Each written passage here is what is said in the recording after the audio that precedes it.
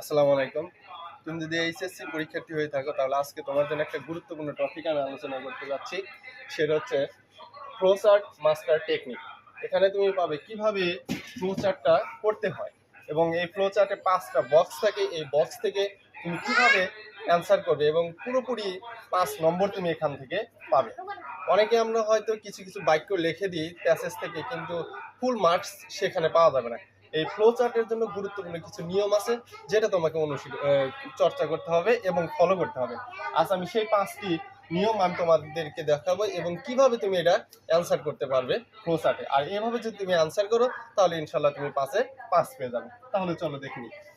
যেমন নিয়মে একে আমি বলছি যে নো ফুল সেন্টেন্স, অর্থাৎ কখনো পূর্ণ বাক্য লেখা যাবে না বা কখনো পূর্ণ বাক্য লিখবে না, শুধুমাত্র ফ্রেজ বা ছোট শব্দগুচ্ছ ব্যবহার করবে। Number 2, capital letter. প্রতিটি বক্সের প্রথম অক্ষর বড় হাতের বর্ণ হবে, অর্থাৎ কখনো প্রতিটি বক্সের ছোট হাতের বা স্মল লেটার লেখা যাবে না। নাম্বার 2, নো ফুল স্টপ, অর্থাৎ বক্সের মধ্যে কখনো বক্সের যে সেন্টেন্সটা তুমি লিখলে সেটার শেষে কখনো আমরা ফুল স্টপ ইউজ করব না। নাম্বার 4 হচ্ছে লগা বক্স এবং অ্যারো। বক্স এবং অ্যারো অর্থাৎ অবশ্যই তোমাকে, যেহেতু এটা ফ্লো চার্ট, অবশ্যই আমাকে একটা কি আঁকতে হবে, বক্স আঁকতে হবে এবং অ্যারো চিহ্ন আমাকে দিতে হবে। অ্যারো চিহ্ন হয় তুমি যদি এই দিক খাতার এই দিক লেখো তাহলে এই চিহ্নটা দেবে, আর যদি উপর থেকে নিচ দিক লেখো তাহলে তোমাকে এই চিহ্নটা দিতে হবে। এর নাম হচ্ছে লাগা অ্যারো চিহ্ন। আরও 5টি সহজ স্টাইল আমি তোমাকে দেখিয়ে দিচ্ছি কিভাবে তুমি ইজিলি সহজে এই 5 নম্বরটা তুমি পেতে পারো।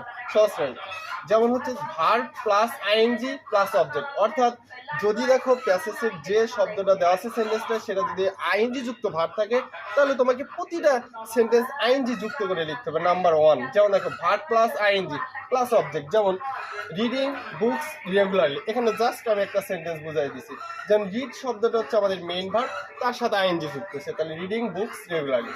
নাম্বার 2, অনেক সময় দেখা যায় যে প্রথম সেন্টেন্সটা 2 প্লাস ভার্বের বেস ফর্ম দিয়ে থাকে, তাহলে সেটাকে আমাদের 2 প্লাস ভার্বের বেস ফর্ম দিয়ে আমাকে ইউজ করতে হবে। যেমন 2 প্লাস ভি, যেমন to help the poor. Number 3, being or having. যদি আমি বিং বা হ্যাভিং লিখি তাহলে অ্যাডজেক্টিভ বা নাউন দিয়ে আমাদেরকে সেটা টাইপ করতে হবে।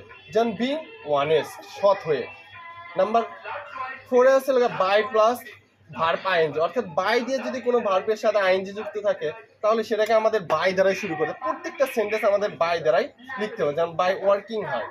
নাম্বার 5 আছে ডিরেক্ট নাউন অর অ্যাডজেক্টিভ, অর্থাৎ সরাসরি নাউন এবং অ্যাডজেক্টিভ দিয়েও তুমি শুরু করতে পারো, যেমন কি এডুকেশন। Thank you.